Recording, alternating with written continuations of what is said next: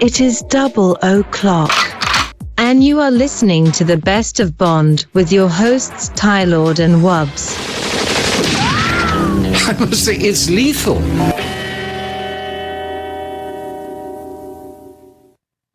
Hello, everyone, and welcome back to the Best of Bond with your hosts Wubs and Tylord, where we talk about everything Bond, from the movies to the games to the books to the music, and we're working through all of the James Bond movies. I can't believe we made it through OHMSS. We made it through Diamonds Are Forever, Live and Let Die, and we're up to The Man with a Golden Gun. You excited for this one, Wubs? The Man with the Golden Gun is one of my guilty pleasures of cinema, I have to say. I could watch this movie over and over, and I'm only slightly ashamed of that. Yeah, no, I know what you mean. Yeah, I would say it's a guilty pleasure for me, but I don't really feel guilty about it at all. I really love this movie. Like I said, going into this, I think it was kind of almost like a letdown after Live and Let Die. I think a lot of people feel that way. This is kind of like a low point in the series. But I don't know, after I watched it, like I was telling you before our recording, I watched it, and then I watched it again, and then I watched it again. I watched it 3 times leading up to this episode, so I must really like it. Yeah. Well, it's so different, right, from the movies Yeah. before it, and they explore a lot of, they try a lot of different things, I feel like, in this movie that are experimental, and some of them work really well, and some of them, I mean, I think they all do, really, but it's just how well they've aged and what the individual viewer thinks of that. Yeah, like I said, like, it generally, like from the perspective of fans or movie critics, this one hasn't aged the best for many reasons, not just like the look of it, but for other reasons too. But man, I think I still love all of it. It's 1974. They really cranked this one out fast. License or live part too many L's. Live and Let Die came out and it was released in 1973, and this one just cranked out right the next year, and we hadn't seen that since like maybe Thunderball, right, where a movie is released the following calendar year. Right. Broccoli and Saltzman were really chasing that money in the 60s. Yeah. Yeah, and speaking of that, I think this is their last collaboration, right? Or both of them are produced together. I think they started taking turns after this one. Was this the last one where they're? I think that's the last correct. one where they're both. Mm-hmm. But what is your history with this movie? I remember you telling me on our very first episode this was the first time you ever saw a Bond movie, but. That's right. Can you get into detail how what your history is with this movie and what you feel about it, and what you thought about it before our most recent viewing? Absolutely. I saw this one when I was probably 7 or 8 years old, and I was visiting my grandmother at the time at her nursing home, and she had a TV, and this was it just came on cable. My mom was there, and we were spending the night at her place, visiting her from out of town. And honestly, to this day, I'm surprised my mom would have picked this movie of all the things on cable. But you know what it was? It was probably, she came onto it, and it was right in the middle of the martial arts fight at the school.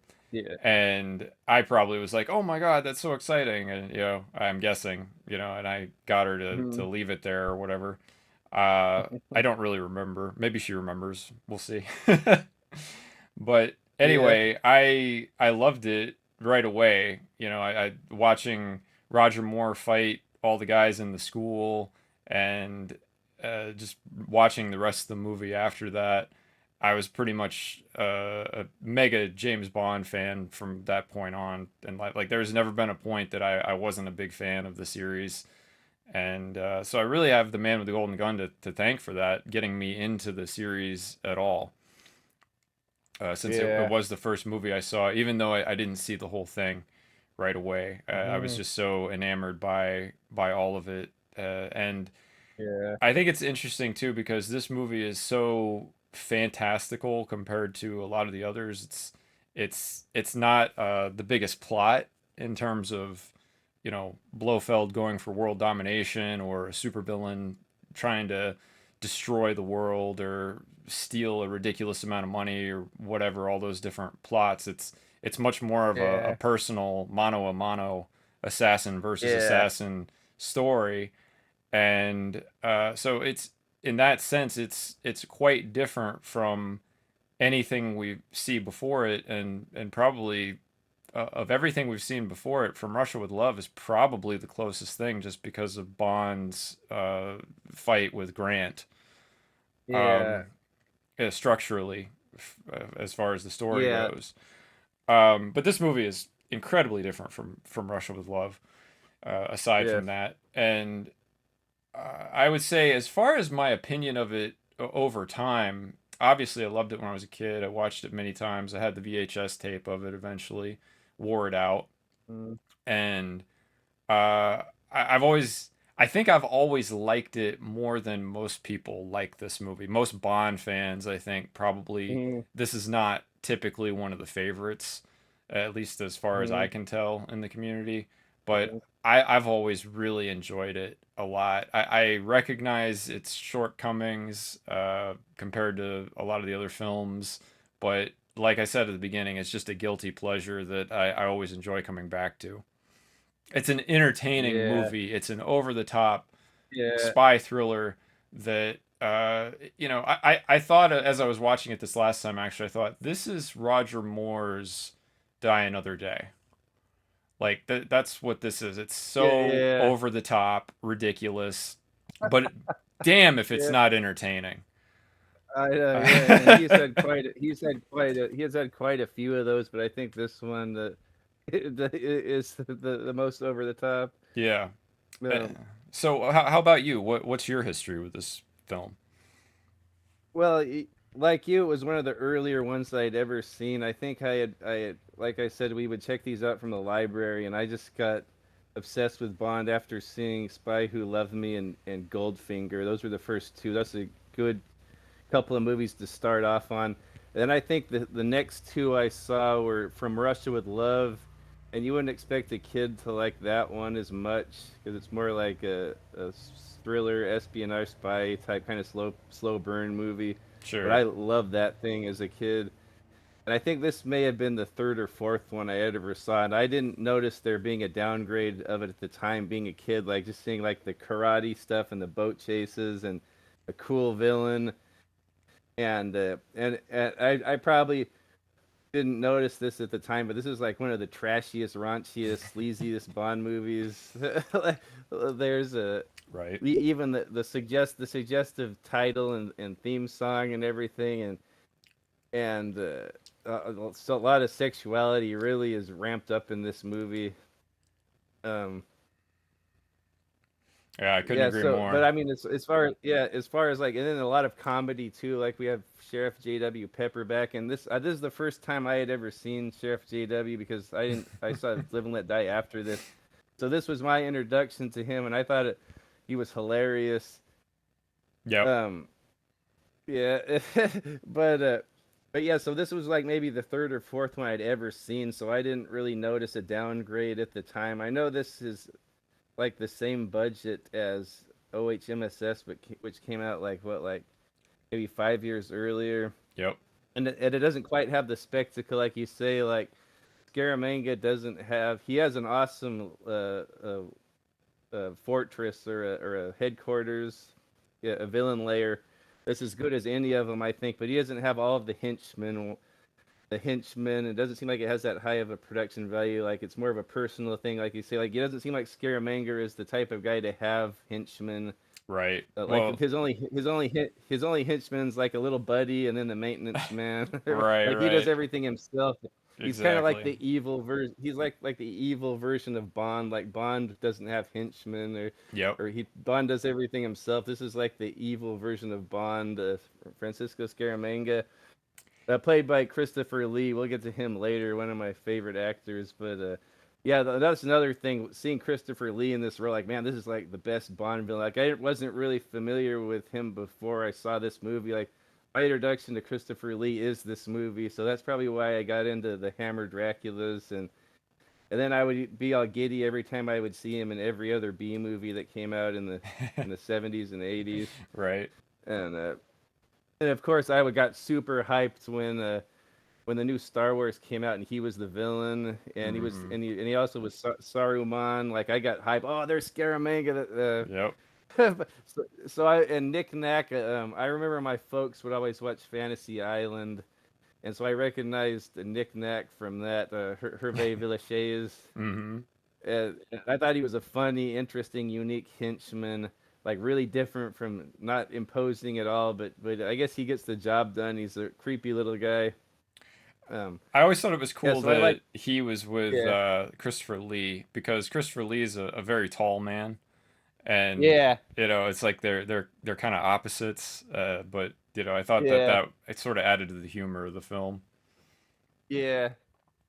And also, and I was also thinking also he's on an island and he has this little midget buddy, and same as like Ricardo Montalban and him on Fantasy Island, they were on an island. Right.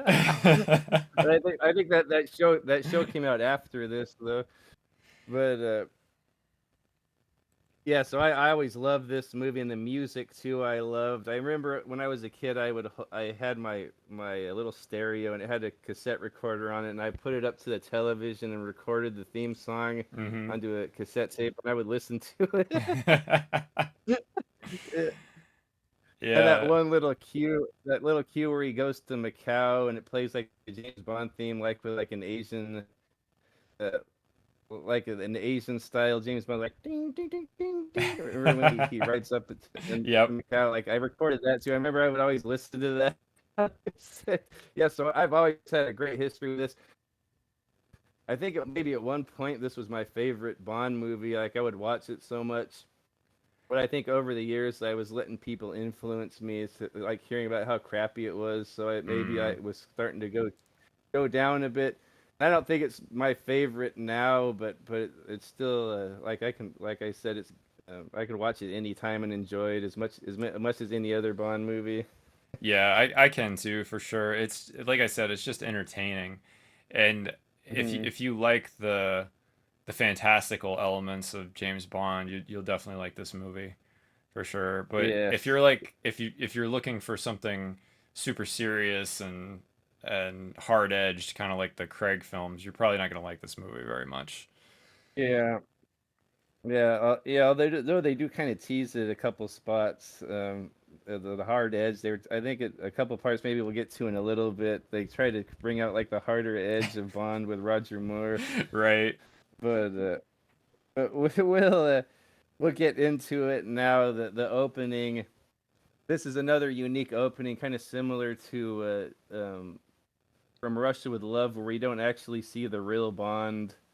And the last movie had done that too. The pre-title sequence, we didn't see Bond. We just saw Mr. Big's organization taking out the spies. Yep. This one is very unique. This movie almost like Scaramanga is almost like the main character in this movie. We see him at the beginning, and he's on his island. What is the name of that island? It's Kao Ping Kin, or it's a big tourist attraction now. Right. James Bond. They just call it But James we see, Bond Island now, don't they? yeah, yeah, I think so. Yeah, but I hear it's really congested from hearing Roger Moore's commentary. It sounds like it's just like shoulder to shoulder in that little place. Mm-hmm. Yeah, it's too bad. But It's a beautiful location, right? I think I yeah, actually oh picked it as man, my favorite when we were yes, doing locations. yeah. This is the best location. Like as much as like they don't have as fancy a set design in this movie or big like the big giant huge Pinewood sets like the the tanker from Spy Who Loved Me or the hollowed out volcano like Mm-hmm. that. This location itself is probably the best one, like visually the actual natural geography of this place. um but we start off on Scaramanga's Island.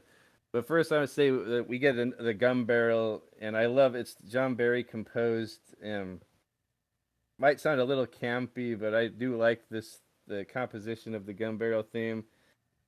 Yeah, we see Roger Moore walk by. I think it's the same exact one from Live and Let Die, where he has like both hands on the gun Yep. and his feet might be close together. I think he only has like two separate gun barrels. Like one of them, the Spy Who Loved Me one, I think is the same one they used for the rest of them, but the first two were the same. But opens up on that island with. I love the. I guess this is John Barry's least favorite score, and I hear a lot of people say it's his worst one, but there's a lot to like about this. Like, it opens right up into that creepy, haunting score, and Scaramanga's on the island. Christopher Lee's there with his lady, Maud Adams, who plays Miss Anders, or her name is Andrea. His name Andrea Anders. I forget her first And name and because yeah, Roger always calls her Miss Anders, right? Miss, yeah, yeah. Only reason I think on the credits or it says, or on IMDb it says Andrea Anders, I think, but I always just think of her as Miss Anders. Right. Um, Well, and but you see Maud this, Adams, even at this point, she had that very handsome woman look, right? yeah, Very sharp features, and this yeah, is not a bombshell Bond girl by any means, but she was a beautiful yeah, woman. But she was more like, if anybody was, she had more that she looked more like a mature woman than probably any of the other Bond girls yeah, in the series. yeah, and even her composure too. She doesn't seem like an airhead or anything, No, not at all. or she's not very feisty at all. I was never really super. She's very beautiful. She's a 10, of course. Like, I was never very attracted to her because she reminds me of my mom, like how my mom looked in the 70s. Right. Well, that's what I was thinking when I Yeah, said mature woman. I was yeah, thinking, yeah, yeah, she's really more like a yeah, mother kind of figure yeah, in a yeah, way. She's yeah, very yeah, reserved, yeah, very um, yeah, proper, I guess is a good word to yeah, describe her. She's not a lot of yeah. fun, right? She's not Good Night, right? The blonde Yeah, bombshell right. in the Yeah, story. She's sort of like the yeah, opposite kind of. yeah. But we love Maud. Kind of makes her. Maud does Yeah, I the love Mud. extras, Yeah, even on the Blu-ray set we're always talking about. yeah, She does the Bond locations in each of the yeah, Blu-rays, and yeah. she She does seems like like. the voiceover for that and tells you about the Yeah, Bond locations.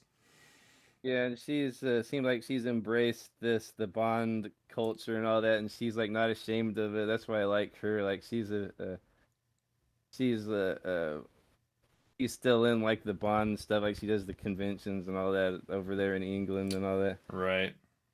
Um, And then yeah, I love Maud Adams in this, and later on in Octopussy. Like, I think she's probably one of the best like actors, like best actresses. Yeah, she's a great Um, actress for sure. She yeah, definitely adds respectability to this movie that it wouldn't yeah, have without her, yeah, probably. yeah, yeah. But we'll talk about her a bit later also. But she's there with Scaramanga, and you see his physical abnormality is he has three nipples. You see him. He's sitting on the beach and he's toweling himself off, and then you see he has three nipples, and I guess that's his abnormality. That was a big Fleming thing. Like, all the baddies had some weird physical abnormality. Like, they either had a scar, or that something's wrong with their heart, or they have Right. or they have three nipples, Or and I can't they remember. weep blood like the guy in Yeah, Casino that was a Royale. good one. Yeah, Yeah, yeah, yeah. right.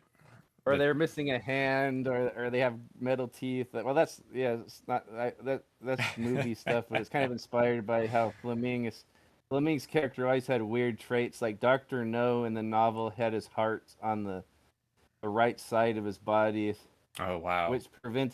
which prevented him from dying in an assassination attempt. Like some other Uh, mobsters had shot him in the heart, and they that thought he was dead, but his physical abnormality was he had his heart on the right side. that's awesome. And then later, yeah, and then they cut his hands off, so then he had the metal hands. Um, Wow. yeah, but Scaramanga, that's about it. Other than that, he's a tall, handsome, dark guy, kind of similar to Bond. I think he may have even been one of the people that Fleming wanted to be Bond. I know he's Fleming's cousin. I know he's a badass human being. Like he was in the service, and he was like in the he didn't he do like Secret Service intelligence? During World War II? Yeah, Yeah, I think he yeah, and might I know have. he yeah, and I know he can speak like 8 languages. Hmm. Uh, And he also he's was a brilliant. a metal singer later in life, Yeah, you know? yeah, I know he did. He did opera, then he would incorporate that opera into like metal, uh, heavy metal, huh? Yep. So a Yeah, very, but very talented man, very talented actor. yeah, I'm sure he was yeah, probably classically trained, right? Probably did yeah, British theater, I yeah, expect, in the 40s or 50s, and before he mm, was Dracula, right? yeah, yeah. He had been in several movies before that. I think he had even been in something with Roger Moore, like early in his career. Okay. I know him and Roger Moore are buddies. It's funny on the commentary. Roger Moore was talking about when they were in that island, there were bats in the island, Mm-hmm. and he says, "Oh, it says, oh, Chris, your master, your servants, your servants await your command." uh, Well, I have to say that Christopher Lee, for me personally, absolutely makes this mm, movie. I think that yes, this movie would simply have not worked without an actor of his caliber in that role for the yeah, character. yeah, I think he was absolutely essential to making this film work. yeah, yeah. I'm super glad it was him in this. But like I was saying, this intro is all about him, sort of like the intro to. He's probably the most physical threat, like equal to Bond since Grant. Yeah. And this is the first time since that opening with Grant where it's all about the villain. It's all about his island mansion or whatever it is. Well, Very luxurious. Yeah. well, I was gonna say, and related to Grant in a way, like Grant was the physical counter to Bond and From Russia with Love for hand-to-hand Mm-hmm. combat that they illustrated, right? Their fight Yeah. was physical, whereas Scaramanga is the crack shot, just as good as Yeah. Bond at shooting, Yeah. and that's really Yeah. the focus of this movie is who's the better marksman. Yeah. Right. Yeah. Yeah. That's all. That's pretty much all of his motivation throughout the whole movie. Like inherited this solar power that from Mr. Fat, but like he couldn't care less about that. He's all just about being a fan of Bond and wanting to challenge Bond. That's his major motivation in this movie. Um, but he's on this island, and Knick Knack. He has a really interesting relationship with Knick Knack, his servant, the little person. To keep Scaramanga on his toes, Knick Knack will hire hitmen to try to take him out. So he sets up Scaramanga. This mobster comes to the island. It's the stereotypical mobster, prototype looking mobster guy. It's the same guy from Diamonds Are Forever. That actor, what's his name? Oh, I I can't forget think about it. I forget his name, but he Uh, was also a classic mob actor from the yeah, 50s yeah, and classic mob actor. Yeah, yeah, Mark Lawrence is his name. okay. He played the head mobster in Diamonds Are Forever also. So I'm always wondering if it's the same guy, like, or if it's supposed to be the same character. But Right. I guess it doesn't matter. But Nick Nack hires this guy to take out Scaramanga. You know, Nick Nack would like Scaramanga to get taken out because then he would inherit the island. Right. But Scaramanga's cool about it because he wants him to do that to keep him on his toes. Yep. So this guy, this mobster comes to the island. This hitman comes to the island to take out Scaramanga. But Scaramanga has this fun house. It's like a fun palace. it's like, sort of like a fun house slash like haunted house that he has built into the cave in this island where it has like a wax statues with real artillery, like mobsters with machine guns and cowboys with six shooters, kind of like they're animatronics, and it has mirror mazes and jump scares and everything. A real classic haunted house, like the slant. It really creepy looked like the slanted doorways, kind of like something from an old like that cabinet of Dr. Caligari type, strange surreal look. So he has this fun house, and then it turns into a game of cat and mouse. It's this cool little man versus man hunt in this maze in Scaramanga's fun house. And you see knickknacks in the control room, and he has cameras. This whole thing has cameras. He can survey the whole situation, and he can play little tricks on the contestants in there. But we don't even know who Scaramanga is at this point, but we're kind of pulling for him. He's almost like the hero or the protagonist in this opening scene. and he does not have a gun, but the hitman has a gun that's looking for Scaramanga.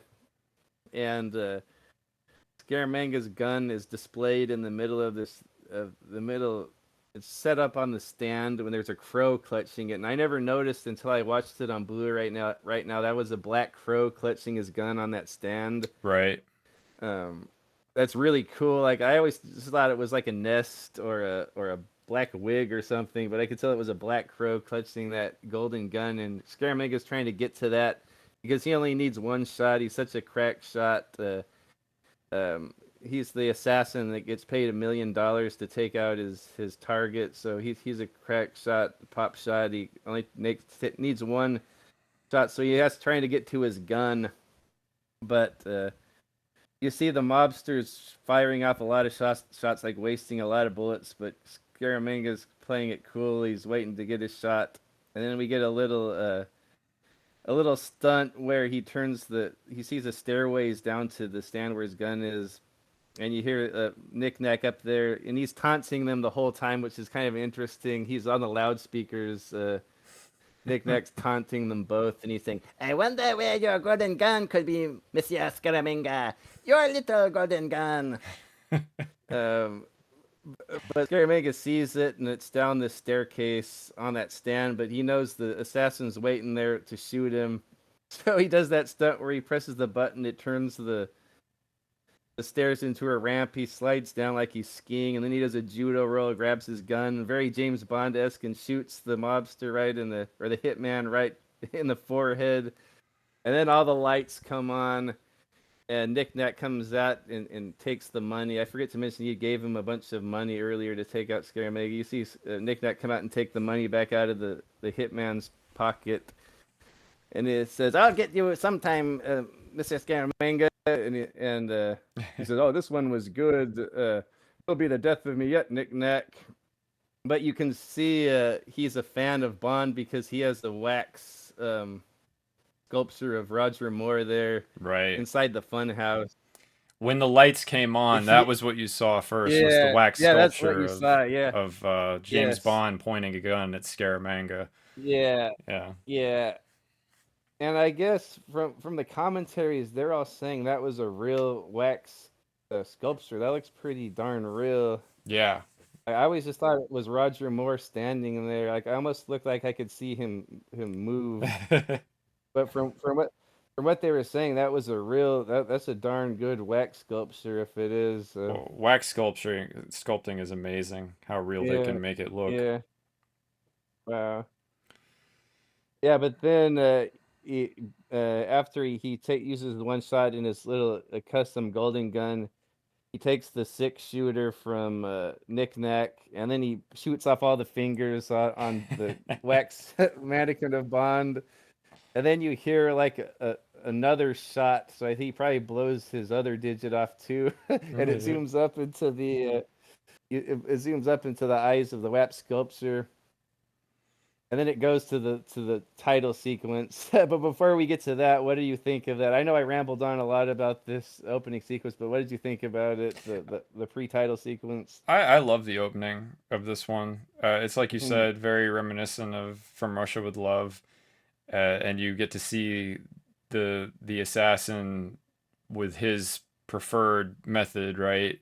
Grant using the Mhm. garrote in From Russia with Love, and Mhm. in this one you get to see the man with the golden gun using his one shot from his golden gun, a golden bullet Mhm. from a golden gun. And Mhm. I love the funhouse. It's the music, all of it. It's like you could Mhm. tell from even from Diamonds Are Forever, the '70s were starting, but by the time you get to this movie, Mhm. between the music and the cars, we are in the '70s. Yes. Like Yeah.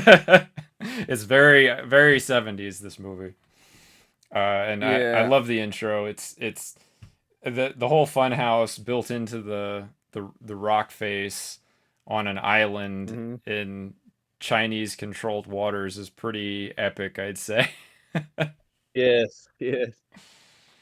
I it seemed like this was I would see a lot of movies like this around the time where there's like a weird like fun house at the end. I remember Enter the Dragon. He Bruce Lee was fighting Han in the like the corridor of mirrors. Right, right.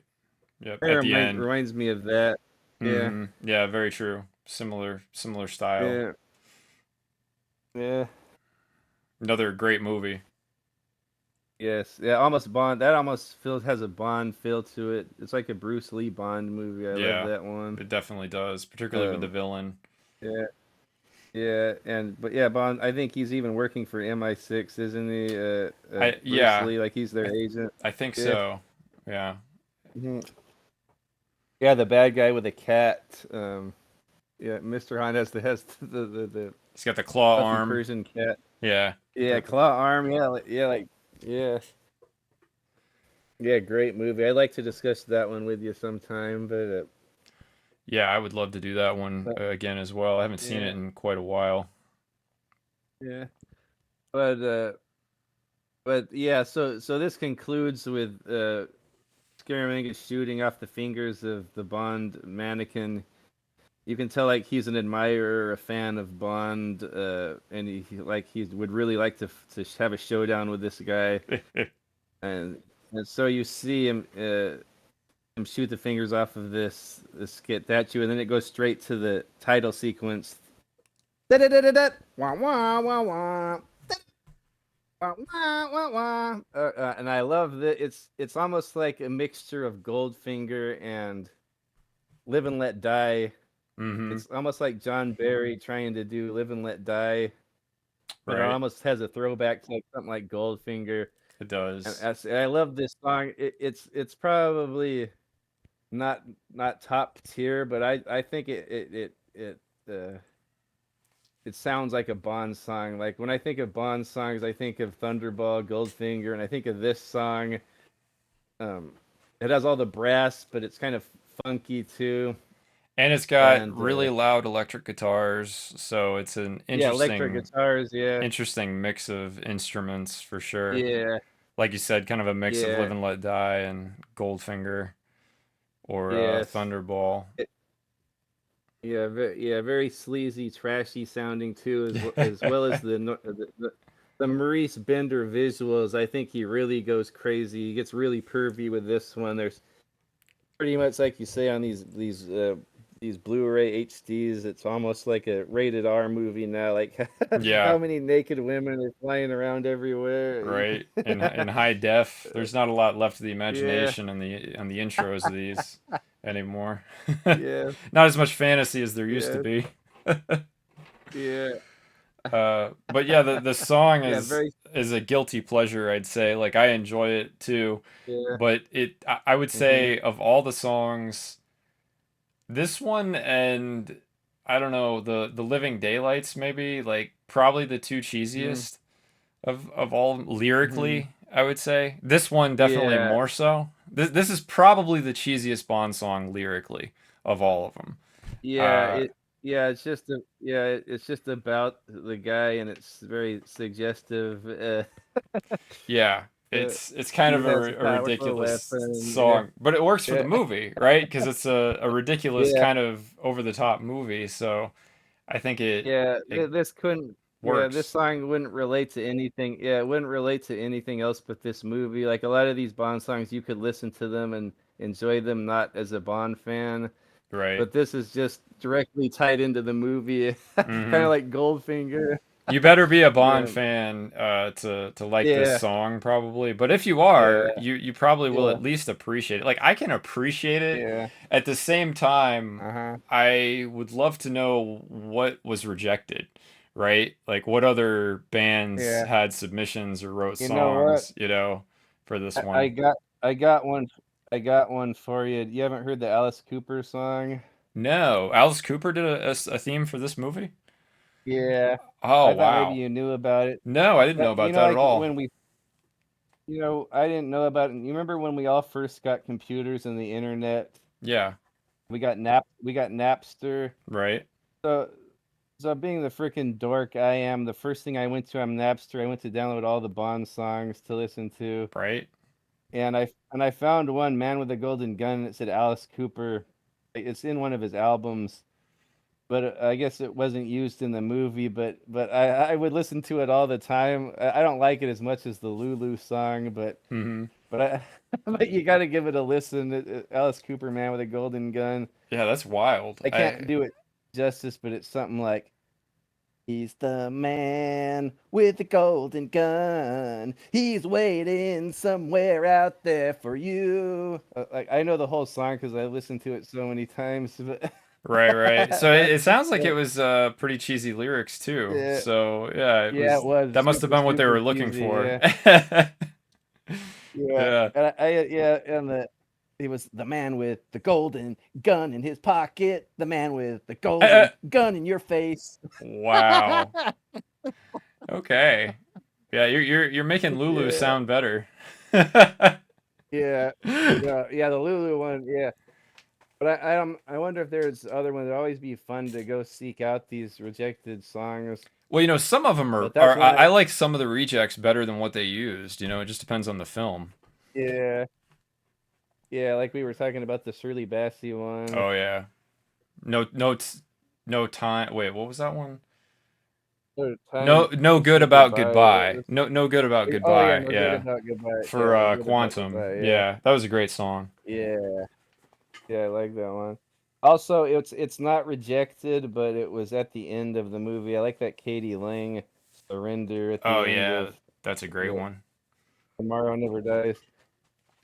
Um, Although it kind of sounds kind of a run of the mill James Bond, like it sounds more like a Bond song than the Sheryl Crow one. So it's kind of cool. They had kind of a different sounding song for the actual titles. Yep. But yeah, so I guess we're both big fans of this opening. We're fans of this weird, different, trashy Lulu song, Yeah, and we like all the Maurice Bender. yeah. This is the peak smut, I would say, of James Yeah, Bond films. Like as far yeah, as intros go, I don't think it gets any yeah, smuttier than this. You know, yeah, the yeah. at least as far as I can remember at this point. Maybe that'll change as we go through this No, series, but I don't. I'm pretty sure Yeah, this is I as can't right now. cheesy and as smutty as it gets. Yeah, I think so. Yeah, Yeah. I will agree with you. I'll Um, agree with you. whether you love it or hate it, I can certainly Hmm. appreciate it for the time in which it was made. Hmm. And the Yeah. other thing is, they had already done the Connery movies, and Lazenby did OHMSS. Like they were Mhm. not going to make classier spy films than those Uh-uh. movies, right? Like once you've made Uh, Goldfinger, From Russia with Love, OHMSS, like you're not going to make yeah. a classier spy thriller than Uh, those films. yeah. So what did they Yeah. do? They, with Roger Moore, they just went in a totally different direction, and they went for more humor and over the top plots, and the Hmm. more charming aspects of the character. And in Mhm. this one, that happened to just be more of a smut fest, I guess. Yeah. Yeah, we'll get into a lot of smutty stuff during the movie too. We'll get to in a bit, but we saw that wax statue of Roger Moore in this, and we see him in the at MI6 headquarters after the title sequence. What do you Roger Moore? This is his second outing. Um, what do you think of his performance in this, and how do you like Bond's character in this movie? I definitely like Roger Moore. I think it's a fair follow up to Live and Let Die. I don't like the movie as much as Live and Let Die, but Yeah, that's kind of to be expected. Live and Let Die is one of my top favorites, as we talked about in the yeah, last episode. And yeah. so anything after that was going to be kind of a letdown, probably. Hmm. For me. But I think for the movie, for what it is and what they were doing, I think Roger Moore's great. I think he Hmm. delivers an entertaining performance, and Hmm. I think it must have been kind of disappointing in 1974 to watch this film because he does try to be Connery at certain points in this Yeah, film, and it just doesn't work yeah, that well, in my opinion. I think yeah, this is probably the film where they had him be a little more Connery. They saw how much it really didn't work, and they kind of let him go, like do his own thing after that, more so. yeah, Which I'm really yeah, glad they did that for Spy Who Loved Me, which is my yeah. other one of my other favorite Roger Moore films, one of my other Yes, favorite films in the series coming up after this one. yes, And that yeah. partly that is the way that movie is as good as it is because Roger Moore really gets into his James Bond. I think Yeah. in that's where he really Yes. hits it. You know, Yeah. Yeah. I think he keeps running with that up until the end after The Spy Who Loved Me. Yeah. right. Yep. So, but for this film, for Hmm. what it was, like I said, I feel like it was just more experimental. They were trying different stuff, and part of that involved Yeah. Roger trying to be Connery. And yeah, Yeah. I don't think it aged that well. I don't think it worked that well even at the time. When he's in the hotel Uh-uh. room with Maud slapping her around, Yeah. it feels so awkward and forced. And we know Yeah. from the commentary, Roger was really not comfortable with it. He didn't want to do it. Yeah. And you can see why. Like it actually has more of in a way, more of a realistic feeling of domestic violence and being really uncomfortable. Yes. Whereas with Connery and Yeah. Lazenby, when they were physical with their women, it felt much more fantastical. It felt much Yeah. more Hollywood. I don't know, is for lack of a better word. Yeah. I know what you Um, mean. Yeah. yeah, it I was just. like Yeah. understood, and I think the relationships that they had by that point with their female co-stars, at least the way that it had been Hmm. established on screen, it was like it was more of Hmm. a natural power dynamic between the two. They Yeah. could have those Yeah. more physical scenes together, and it tied in better with the chemistry of the established characters. Whereas with Roger, he's hitting Maud, and it just feels like straight up abuse. It feels really Yeah. uncomfortable to watch. Yeah. Yes. Yeah, and I think some of that also not only Roger has to do with Maud. Not that it's a wonderful performance, not taking anything away from her, but her character is not someone like Fiona Volpe No. or like who's kind of spunky, who you want to see them kind of get slapped around. Like she's kind of more of an kind of more of a kept woman, kind of She's a classier lady, right? Like you don't want to classy. Yeah, it feels bad yeah, that you got to watch Maud get beat up, like you said. Where if Fiona got yeah, yeah, slapped around, it's like she was really asking for it, like yeah, yeah, or Xenia, right? Xenia and yeah, Goldeneye, boy, she yeah, really wanted to get slapped around, yeah, But for Maud yeah. Adams, it just feels like, oh God, he hit a lady. Oh, that's hard to watch, Yeah. Like, Yeah, that's what I was thinking. Like if her character had like a little bit more of a darker edge or some spunk to her, it might not have came off as bad as it did, Well, but think like about how yeah, she looked physical like Pierce Brosnan was with Xenia, right? yeah, Like, and yeah, yeah, now yeah, that had all the sexual overtones to it, but it was still very violent. yeah, A lot of their scenes together. mhm, I mean, he yeah, is beating her up, in a yeah, lot of those scenes they had, throwing her against the yeah, wall, burning her butt on the yeah, hot plate, yeah, like the heater in the yeah, massage place. Uh, yeah, it's way more intense than what you see with Roger Moore, and yet yeah, the scene with Roger and Maude is just mhm, leaves a bitter taste in your mouth, I feel mhm, like. yeah. And I think like they could have played it another way. I know Roger wanted to do the charm, like charm of the information out of her, Right. which is like what Roger Moore does usually. And there's another scene with Roger that's very Roger in this, where he's trying to get the bullet out of the belly dancer's Right. belly button. And that's exactly what he That's does. very Roger. Yeah. Yeah, that's what his, yeah. Yeah, so there was a lot of the Roger Moore we came to know, but most of the time, like you say, or not most of the time, but quite a bit, they're trying to channel Sean Connery with him. Like when he's beating up on Maud, seems like more of a Sean Connery type moment. And also, he's kind of grumpy and impatient in this movie. It kind of takes me back to Doctor No with Sean Connery, like, well, we got to get to Crab Key. What's so important about Crab Key? Why can't we go there? I want to talk to the. Like, he's always like, good night. Where are the car keys? Just push Right. every damn button, will you? Yeah, yeah. Well, who the hell is Liza? Or what? Like, if he's really, this is a really grumpy, crabby movie. Like, Bond's always grumpy and crabby, and M is really crabby in this movie. Um, but another thing I wanted to say about Roger in this is he's very hands-on with the stunts in this. Like usually you think of Roger as being the guy that has an obvious stunt double during all of his scenes. It's like 50% of the time it's the stunt double. But I Right. noticed the little fight scene in Beirut in her dressing room, that was like all one shot, and it looked like I didn't notice a stunt double during the whole thing. It was all Roger, It was a great and also the fight. karate fight. Yeah, yeah, and also the karate fight with him and Chula. Yep. Um, I didn't notice a stunt double during that whole thing.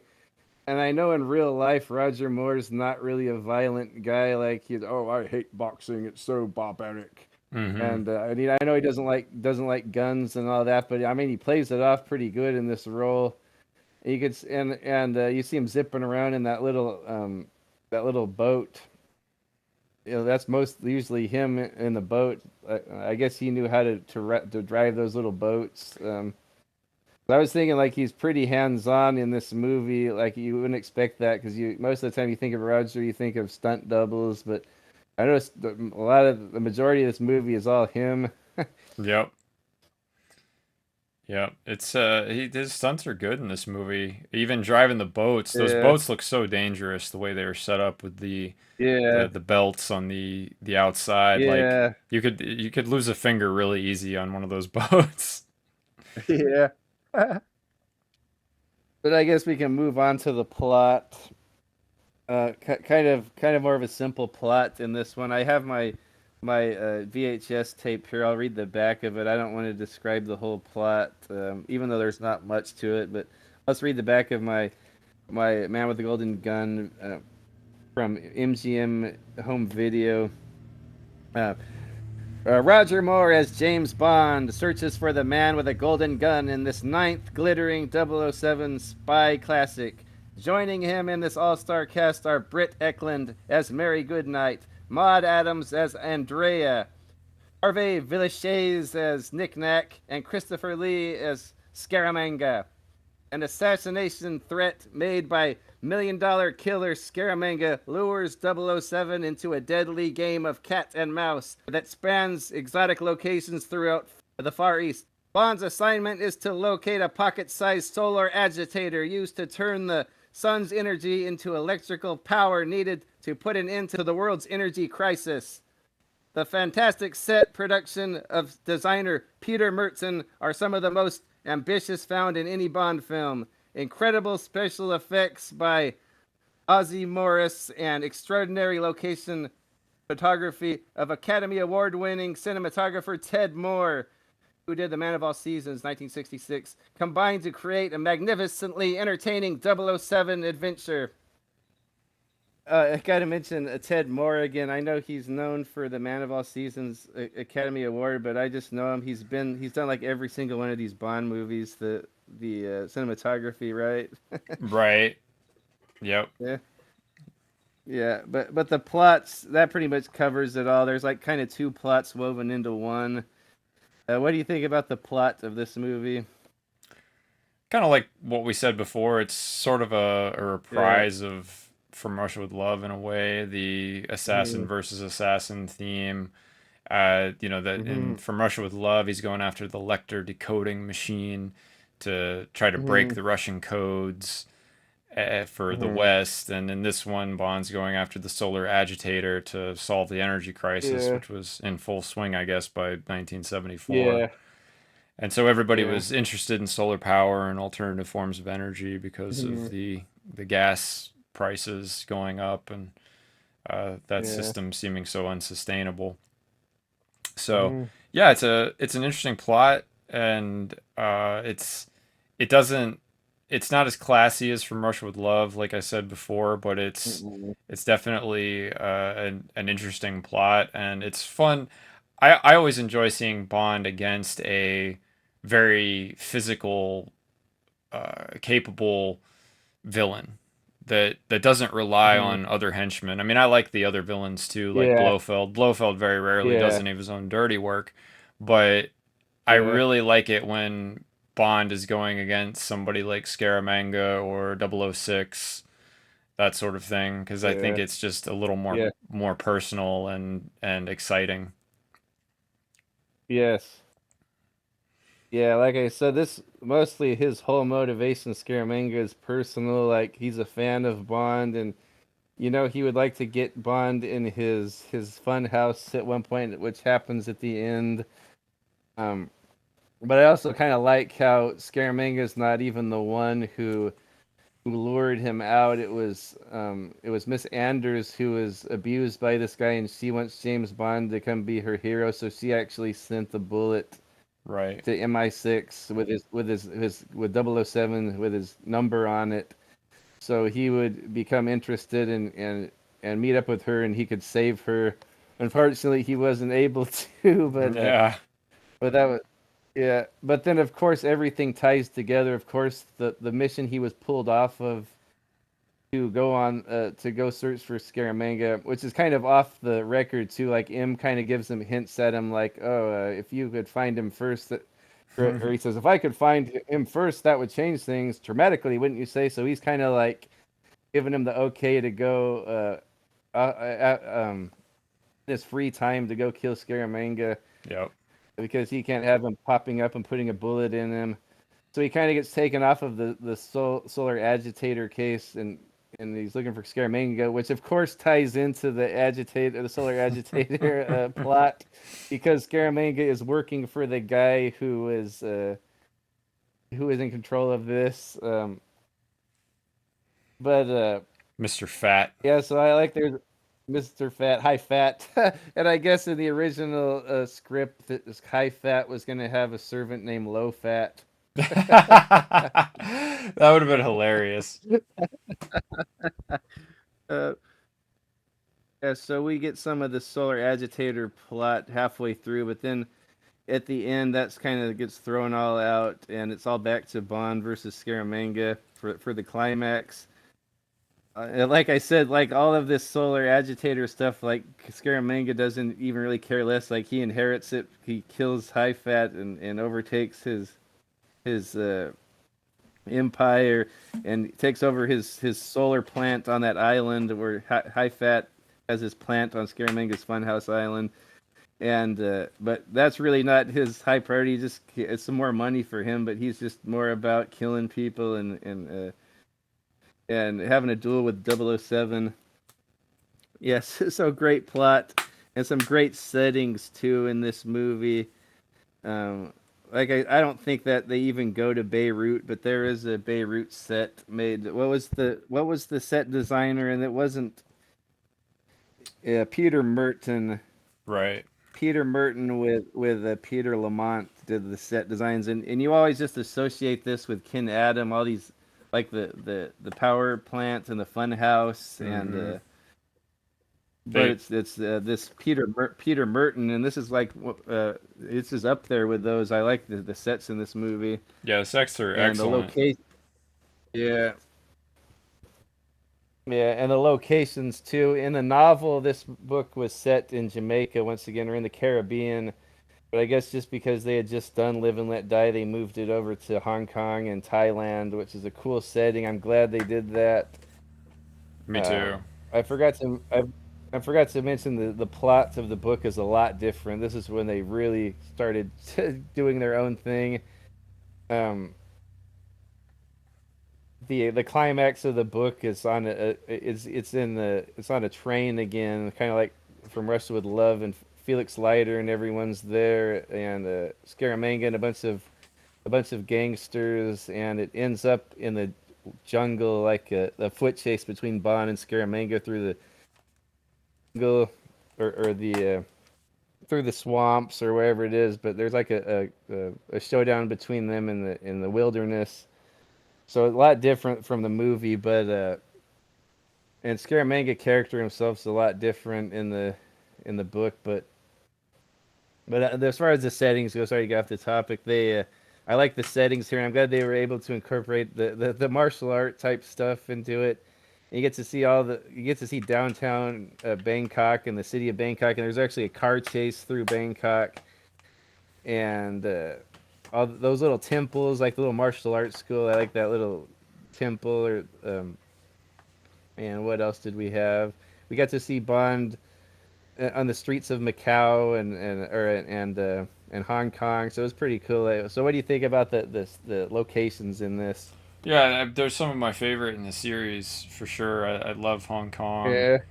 and this is only the second Uh-huh. film we see Asia, right? After Yeah. You Only Live Twice. So, Yeah. and they do some really cool stuff with it too. You get to see the passenger boat that really fancy. Oh yeah, the hydrofoil. Yeah, Yeah. the Yeah, the hydrofoil. hydrofoil. Yeah. Yeah, it's Yeah. very cool. Still very cool to this Oh day. yes. Yeah. And the sunken ship, but they have a headquarters built into it. Right, I forgot to right. mention that. Yeah. This is probably my favorite MI6 headquarters in the whole series, Yes. being in the sunken Yes. ship in Hong Kong's bay. Yeah, I just thought that was Yeah. so clever. Yeah, you always think of this movie as being the least elaborate, like kind of low budget compared to the ones before and after. But man, that's MI6 set is fantastic, along with the fun house and Hmm. the power plant. I Yeah. mean, as cheesy as the movie is and kind of Hmm. ridiculous, it's got high production value. You can't deny that with the Yeah. quality of the sets and the actors and Hmm. everything, you know. Yeah. Yeah. And speaking of the actors, we'll start with the ladies first. We only pretty much get two major Bond girls, but I want to mention a couple others that show up. We get the belly dancer Saida in Beirut, who Bond is um, finds her through an agent, a double O agent was killed. Was his name Fairbanks? Was killed. Yeah, Bill Fairbanks. Uh, Bill Fairbanks was killed when he was in bed with this belly dancer, and she had kept the golden bullet, and she kept it as a little like a jewelry piece she would put inside of her belly button when she dances. They were in a car, And right?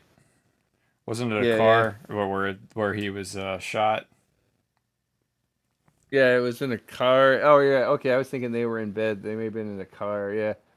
And she took the bullet before the police arrived, and now it is my lucky charm. I never dance without it. But this whole scene, I know it's just a little Pinewood set, but it really gives me From Russia with Love and Goldfinger vibes. I Oh love yeah.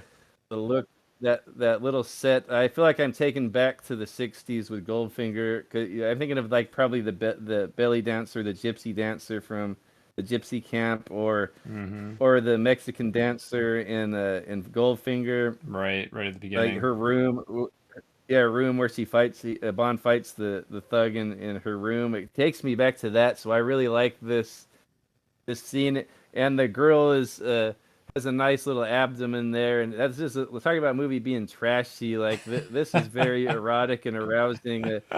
He's trying to get that bullet out of her belly button, and he drops her makeup, and so he gets down on one knee, clumsy of me, and he starts kissing her abdomen there. Like, super trashy and erotic before that fight starts. But I guess they were talking in the commentary. This would have been a really funny scene. I like it as it is because I like seeing pretty ladies, but this would have been funny. I guess in the original script, the Saida, the dancer, was supposed to be kind of fat and gross looking. That would have made it funnier. Oh, dude, yeah, yeah. So imagine Roger doing that, like a big belly down. That's funny. He probably refused, Uh, right? They probably had yeah, the yeah, actress there, and he refused to do it. He yeah. probably was like, I Sean think, Connery would have never had to do this. I'm not gonna do this. I know, yeah, no kidding, yeah. I can see Roger doing that though, but I think Mankiewicz was the one saying like, yeah, we were thinking that might be not be the best idea. We just want to have a typical looking Bond girl. Yeah. Oh, that's funny. Yeah. Yeah. But then the one like one of the most iconic women in this movie who's only in it for about 10 seconds. We see actual full nudity in this in High Fat's palace, in the grounds of his palace. There's a skinny dipper in his pool. Miss Chew Me is down there. We get Right. some funny little dialogue. Another reason why this movie is super trashy and it's sleazy. We get Chew Me in the swimming pool. But I gotta say, Any Chew thoughts? Me though is one Yeah. of the best Bond girl names in the whole series. Let's be Oh honest. yes, yes, That was yeah, really clever, particularly for an Asian girl, right? It worked really well. yeah, yeah. How's the water, Miss Chew Me? Really? uh, how is the water? Why don't you come in and find out? Well, unfortunately, I don't have any swimming trunks. Neither do I. Yeah, so we got Chew Me, and then before we get to the two major Bond girls, I just wanted to mention Mr. Hip's nieces. We get to see some Right. cool martial arts scenes from. I love these two girls. They're kind of like a couple like airheady little schoolgirls, kind of like Valley girls, I guess. You hear them chatting it up, and they're all giggly and laughing all the time. Yep. Well, in their schoolgirl uniforms, I don't know. I guess they don't have a car. They always have their Uncle Hip, who's on assignments, give them rides around wherever they want to go. But they happen to show up at the martial arts scene, and they start cleaning house with all kinds of Yeah. crazy martial arts moves. And what do you think about them too?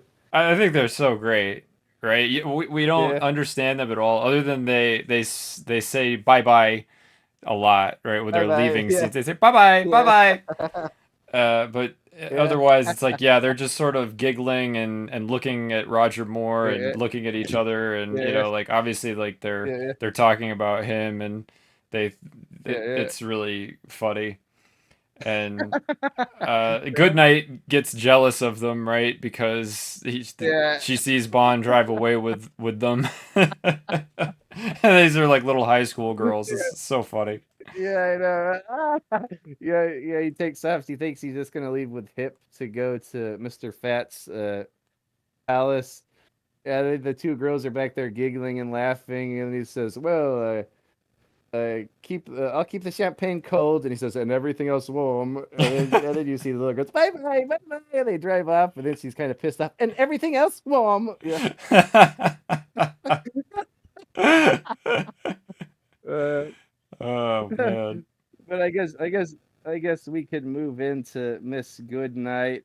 Since we talked a lot about Miss Anders already, we can touch on her again. But what do you think of Mary Goodnight in this? I think she's like the most incompetent, bumbling fool of an agent, but I just love her. Right. You can't have every single character can't be super capable and awesome.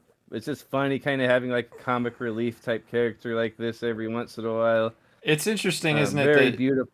Yeah. Roger Yeah. Moore got characters like that, right? But Connery didn't. Like all of Mhm. the female Yeah. agents that worked with Connery Yeah. were quite capable. And Yeah. but with Roger, he gets these sort of airhead, you know. Yeah. Yeah. Rosie She's pretty Carver much in Live and Let Die yeah, was Rosie the Carver. Yeah. same way, right? She reminds me a lot of Rosie. Like she even kind of looks like Rosie, like a white Rosie. Mm-hmm. She reminds me a lot of Rosie Carver. You can tell it's the same writers. Yeah, right. Yeah. Yeah. Now, we'll say that, but at the same time, we got to acknowledge that Goodnight did actually help him, and despite her bumbling and her mess Yeah. ups, right? Like she was in the car. She had the homing device in the car, Yeah, yeah, she did. and Yeah, yeah. I guess so the plot. Yep, they were able to track it, right? yep, And yep. all of that. So without her, they wouldn't have known where Mm, the man with the golden gun was. So yeah, she did and play she kind of did. a critical role. Yeah, and she did take out Craw, the maintenance man. Yep. Don't you believe in sign? We only have a few seconds before his body temperature raises, and this whole place goes sky high. Right. Yeah, uh, yeah. So yeah, we love Mary Goodnight. Looking good. What you gotta love these three Guy Hamilton back to back films. We always get a beautiful girl in a bikini. We get Rosie in Live and Let Die. And at the end of Diamonds Are Forever, kind of similar to this, we get Jill St. John in the bikini, and then at the end in this we get Britt Eklund in the bikini. And So you gotta Bambi and appreciate Thumper. those. Yeah, Bambi and Thumper as well. Yeah, so a lot of bikinis during this era. Yeah, so I guess we can touch on Miss Anders again. Like I said, the plot revolves around her a lot, and I was thinking it kind of would have been more conventional if she had been the main Bond girl, like he actually saved her, and maybe Mary Goodnight was just like off in the background or something. What do you think Mm-hmm. of that? Yeah, it would have been different. That's for sure. Yeah, Um, it was kind of anticlimactic. I felt like when Miss Anders dies because it's so out of yeah, nowhere. You don't see it yeah, happen. It's yeah, uh, yeah, not the I don't know, not the best, yeah, I'd say. Not the yeah. most interesting It's thing they could have yeah. done. Yeah, it was kind of eerie though, how she's just sitting there the whole time with her eyes open and she's dead It was there. definitely creepy. Yeah. And even Scaramanga said it was a difficult shot, right? Like Yeah. he so Yeah. it was sort of like I think they did that just to show his once again like to highlight his skill and that how clever he Yeah. was. He knew she had betrayed him. He Yeah. figured it out and Yeah. dealt with it himself. Like this is a very capable Yeah. supervillain for Bond to face, right? Yes. Yeah. Yeah, and he wasn't too broken up. He never really showed much compassion to poor Miss Anders, other than I think when he saw he was dead, like he kind of grasped her hand. That was like the little bit of compassion you ever see. But Yep. that poor, she's kind of like a tragic character with a tragic ending. But I think it may have been kind of more conventional of a movie if she would have been the one, like the last Bond girl, then he saved her at the end. Mm-hmm. Yeah. Mm. So they really broke with convention in that sense, right? Yeah, He fails to yeah, protect the main character, yeah, the main Bond girl in this movie. yeah, yeah. and then he gets to save Goodnight at the end, and we even get the Bond's name and Goodnight in the intro of this, or the little introduction of the song at the end. Remember, Right. good night, sleep well, my dear. No need to fear. James Bond is here. The, So cheesy. yeah, but yeah, yeah. But two beautiful Swedish girls in this movie. Can't really complain about the Bond girls, and then the little minor Bond girl characters. So Mm-hmm. I know we like, or at least I like him to get with at least four women. Yeah, 4 is the But magic number, right? yeah, yeah. But I Yeah. think he only gets with two in this one. But it's so trashy and sleazy. Like, I'll give it a pass. Um, Well, you forgot about the Bottoms Up Club too, right? There's more women in the Bottoms Up oh yeah, Club. that's another thing. Yeah. So Yeah, I forgot to mention that. Like, ass right in the face, like bottom up, and then that transition right into the girl bending over, ass in the camera. Yep.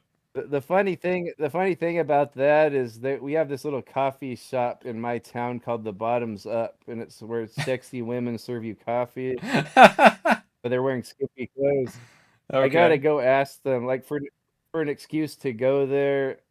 I'm just gonna go and ask. Did the owner name this after the Bond movie, the location in the Bond movie? Right. And they're all gonna look Yeah, at you like, what? What are you talking yeah, about? yeah. Anyway, the Bottoms Up There's Club definitely added to the lowbrow humor yeah, of this movie, I'd say. yeah. And then we have the usuals back. Well, I guess we could talk about Moneypenny first. Right. Um, she's not really in it that much, and there's not much dialogue between him and her and Roger. This is like the first time we see her and Roger in her office, right? Mm-hmm. Yep. Yeah, and he's more worried about Bill Fairbanks. Yeah, and she gets angry at Yeah, him, right? Everybody's angry yeah, in this yeah, movie. Everybody's yeah. impatient. She's angry at him. Yeah, I guess it was implying he was gonna ask her something romantic, like "darling," and then he just asked her something business related, and she Hmm. gets mad, like, why was Scaramanga not confirmed as the killer? As he's walking into M's office, because they couldn't find the bullet, darling. And yeah. Yeah, so it's, yeah, cranky and angry, and M is angry and cranky in this. Uh, oh, shut up, Q! This is a foul, half-witted operation, or of all that. And then he was pissed off, like, "Oh, I wish Scaramanga had shot you instead of Gibson, who was going to hand over the solar agitator." Right? And he flew away in a car that sprouted wings. Well, that's perfectly feasible, sir. We're working on one right now. Oh, shut up, Q. Yeah, everyone's so crabby in this. Q, yeah, and Q doesn't really give him any gadgets in this movie, but he's examines the bullet, Scaramanga's bullet, and he finds out it's custom made. And And who he made always it? has his little, yeah, who made it? Yeah, Lazar. And there's always that bald guy with a mustache there in this movie. I don't know, were they like, maybe like he was gonna be the new Q or something, because he was always there. I never saw him in any other movie, but he was at Q's lab, Right. and he was in the office at the beginning. But and then if you notice, Tanner was there in the office. Bill Tanner, the chief of staff. Mm-hmm. He would he would he would show up a lot in the Brosnan and Daniel Craig movies. He just had a little small part off in the background. Bill Tanner was there. But then I wanted to talk about, we talk about the bullet was made by Lazar, and Lazar's more of like a villain character. But I like that actor. He meets the Portuguese guy in Macau that makes the bullet. I love that scene with him and Roger where he's trying to get information about Scaramanga out of him. Yeah, Did you like that scene? it's really a funny scene, right? Because Bond Yeah, gets the rifle there that is mounted with a target, and Lazar's designed this rifle to be used by a man with what, 3 fingers? Is that right? Yeah. On his trigger hand on his right arm. Yeah. And so it's balanced for that. So when Bond tries to shoot it, it's always off by a few inches Hmm. because Yeah. it's not balanced properly for a man with 5 Yeah. fingers. Yeah. Yeah. So, But he doesn't want to tell. He says my the business with my clients is confidential. I can't tell you anything about Scaramanga. And he points it at his balls, the head he shoots, and it goes between his legs. You're quite right. 1 inch too low. And then the guy runs over and grabs the bullets. But I think this scene here, getting back to Roger, like they try to make him be like Sean Connery. I think this is the scene where they succeed. Like this is very Sean Connery. That scene with Salazar. mm-hmm. What do you think? Yeah, no, I agree. It's one of the Yeah, sort of classier moments in the movie. yeah, Yeah. yeah. There are two big characters in this. His buddies. I'll talk about. We got J.W. Pepper returning. What do you think of JW in this one? He happens to be on vacation with his wife in Thailand, and he runs Right. into Bond again. About the most unlikely person to go on vacation to Yeah, Thailand, probably, yeah, but that's what yeah, makes it hilarious. Yeah, it's fantastic. Every scene with JW, I feel like in Live and Let Die and Man with the Golden yeah, Gun is solid gold. It's fantastic. yeah. It's hilarious, and you can tell like Hey, when he sees him, no! Oh he's just no! like double taking a few times when he sees Roger on the boat, Yeah, and yeah, I'm imagining him as this Southern sheriff from Louisiana being like, yeah. "Oh, I thought I was the only white guy in Thailand. Who's that?" Yeah.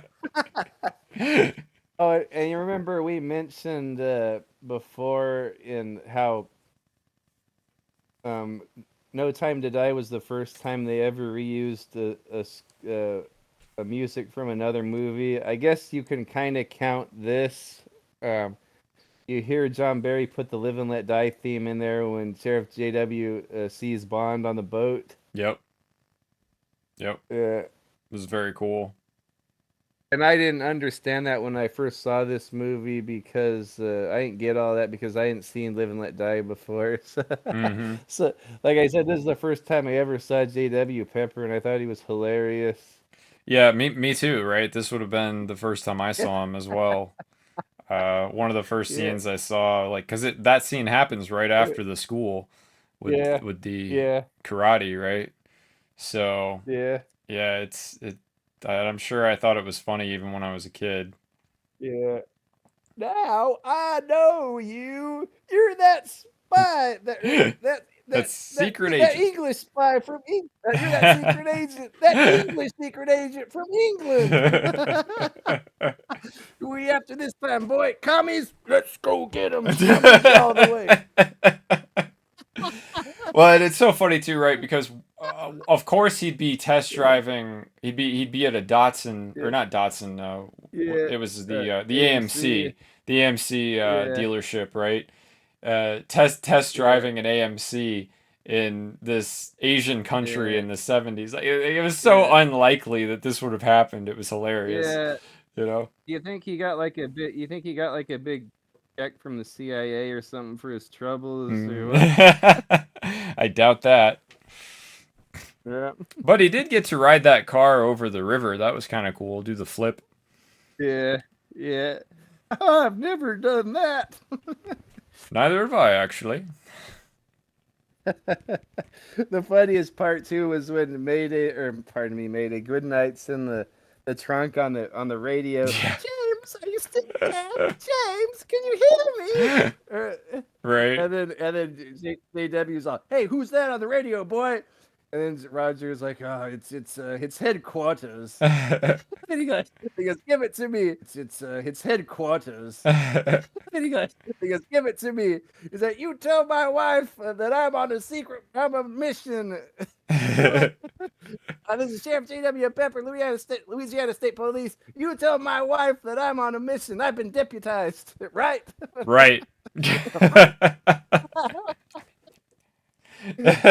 Uh, So good. yeah, And yeah, Goodnight just looking at her walkie-talkie like, what the hell? Like an alien stalking. Yeah.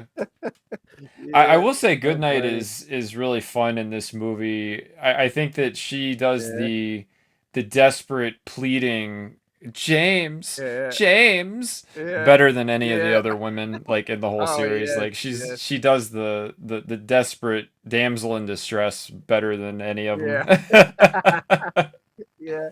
Even though she shouldn't be, because she's a spy. She's an Right? MI6 agent. Yeah, that's funny. Yeah, yeah. But yeah, glad to see JW again. But then it probably his top buddy in this, which sort of fills in for Felix Leiter in this. And we don't really quite know who he is at first. He's kind of mysterious. We might think he's a bad guy at first.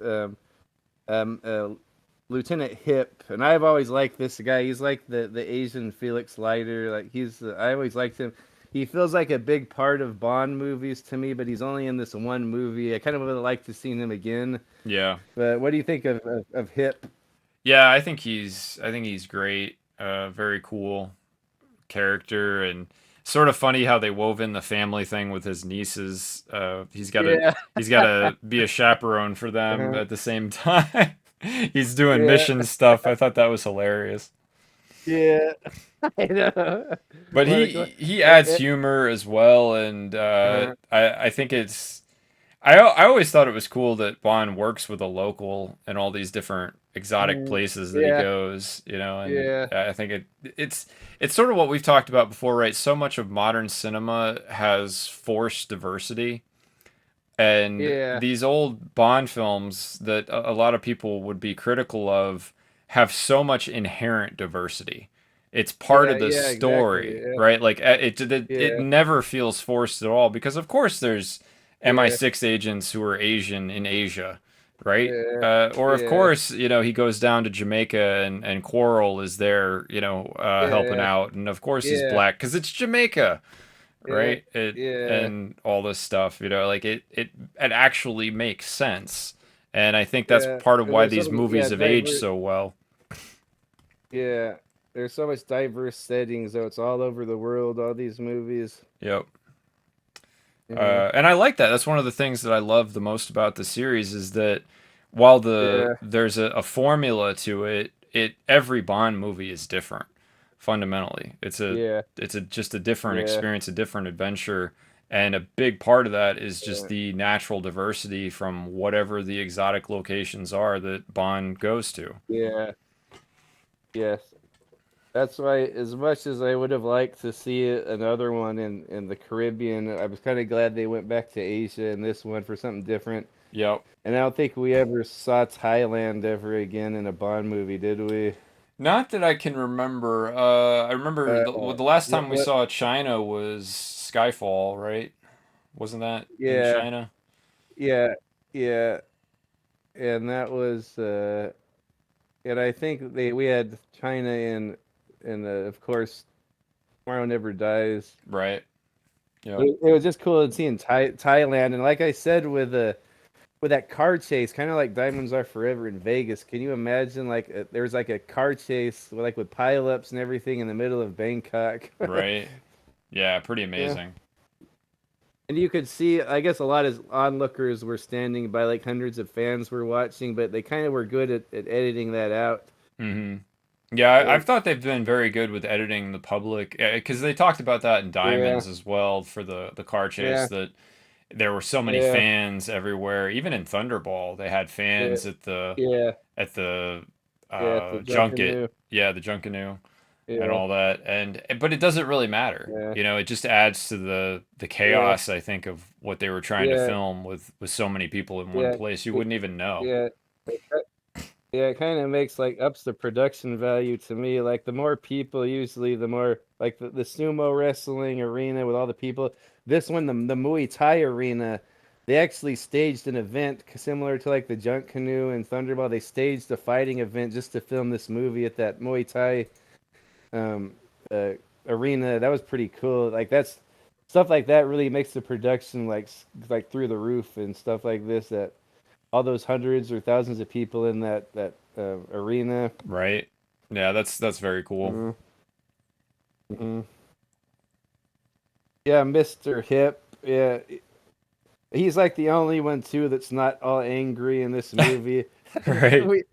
He's kind of funny. He's always smiling and laughing. And even when he's beating up those guys, I Yep. forgot to tell you, their father runs the karate school. And he's Well, yeah, he's more happy, I feel uh, like, towards the end. At the beginning, of course, he's really somber because he got, yeah, Fairbanks got, or not Fairbanks, yeah, but what's his name? The yeah. solar guy got shot right next to him at the bottom. Oh, So, Gibson. Yeah, yeah, Gibson. yeah, Gibson. Yeah, like we were saying, it almost sounded like he was gonna cry. Like he had the solar agitator in the bar. But after he was shot, it's gone. Hey, look. It's a good thing Hip wasn't Yeah, Japanese because that would have been the last time you saw yeah, him. yeah, He was pretty down. yeah. Yep. So I guess we can move on to the villains, and we have a few of them here. Like I said, this isn't a guy with a ton of henchmen and a ton of goons. It's just Scaramanga and his partner. He's kind of like the junior partner of Mr. High Fat, who's he's kind of like the big villain that runs does he run like a solar company or what is Yeah. High Fat? Mm-hmm. Yeah. And he has a big nice palace. I guess that palace is it's in Hong Kong, but it's supposed to be in Thailand. But he has that big fancy palace with all of the weird ornaments and the sumo wrestlers and everything. Yep.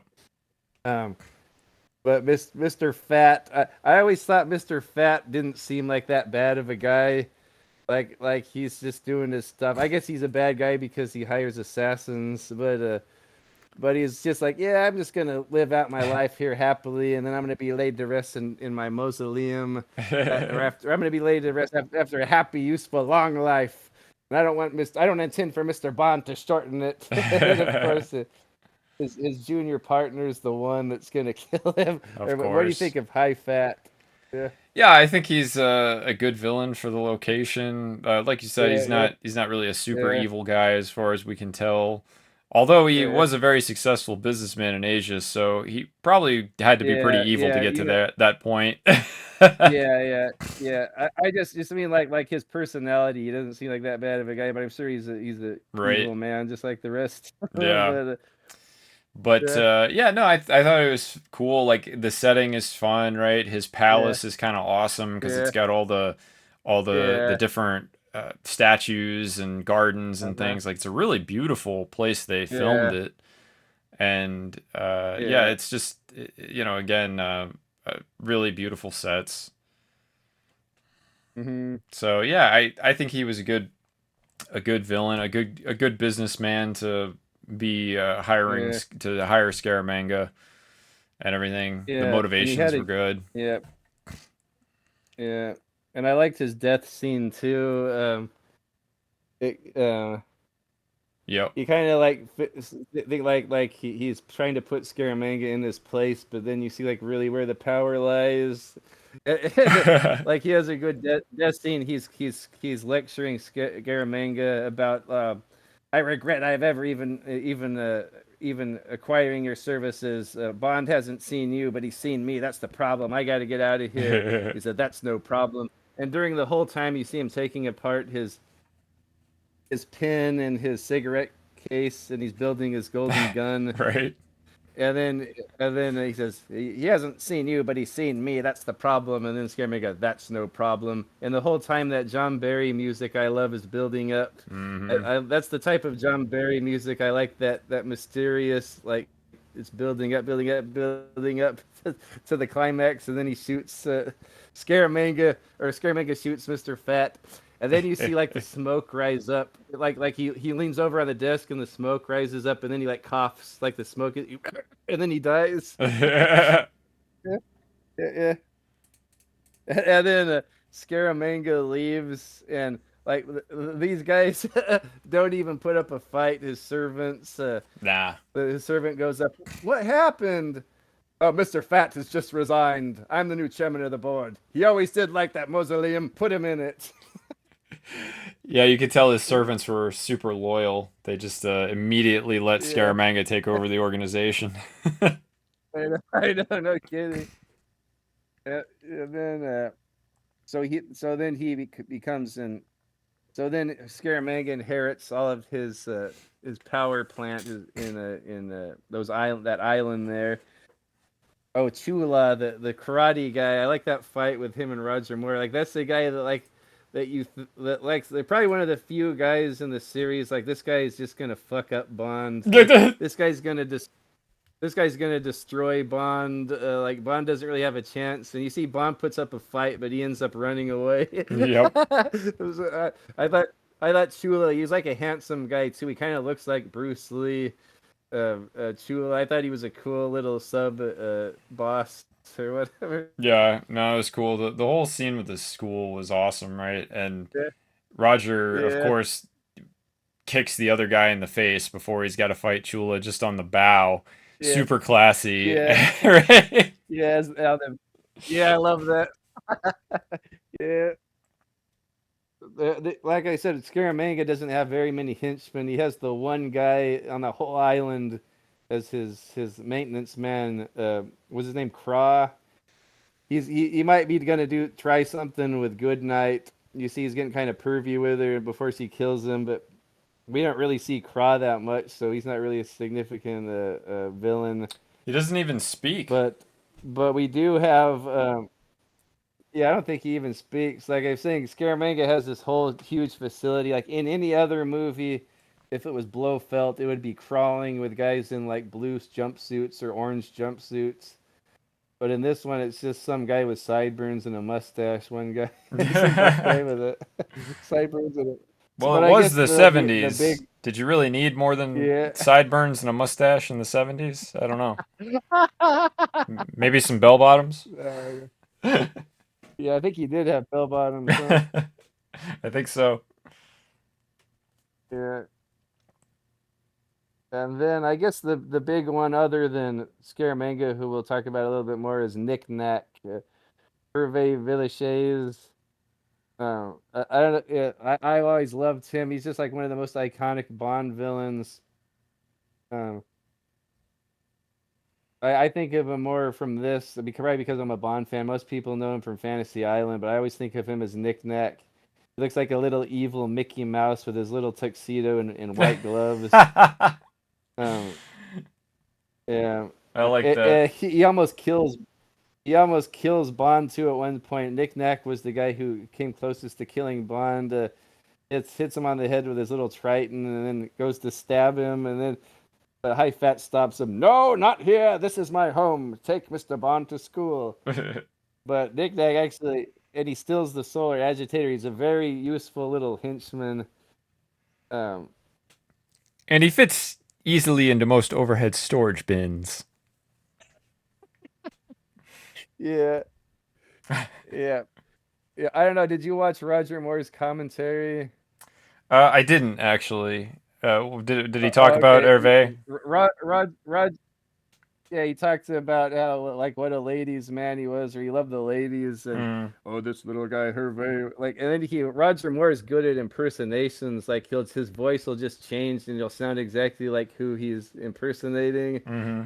And he was talking about like the women would come, like he was like, I want this one and this one and this one. I'll take you, kind of like.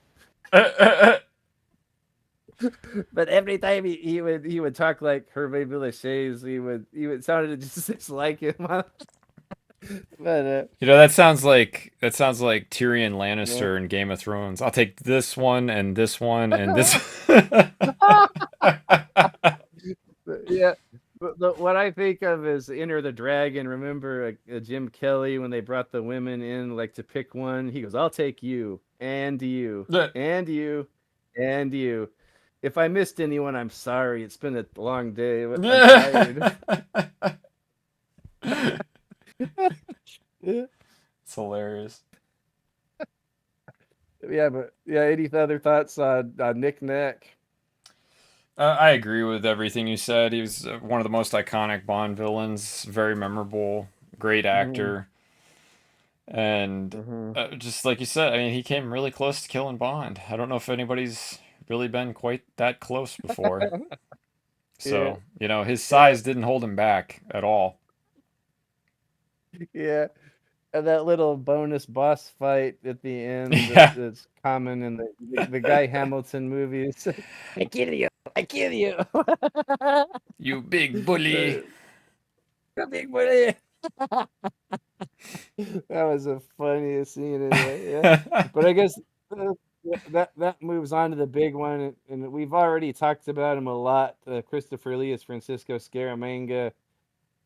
I think we pretty much covered him throughout this discussion. Anything else you want to add to Francisco Scaramanga? No, just to reiterate what a great villain he is. I think he's probably one of the best villains in the series as far as the actor's performance Yeah, and the yeah, scale, and one of the more unique ones, right? Because most of the time it is mhm, Bond versus some megalomaniac who has tons of henchmen and yeah, that sort of thing, yeah, but this one's just a more personal fight, which yeah, is kind of fun.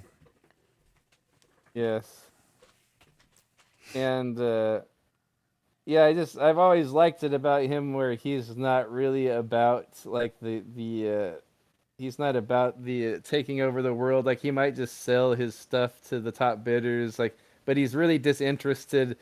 And if you notice, Roger Moore is Bond's. I don't know if Connery is so much like this, but Roger Moore is really a know-it-all. Like he knows all about tech and everything. Right. But Scaramanga's not.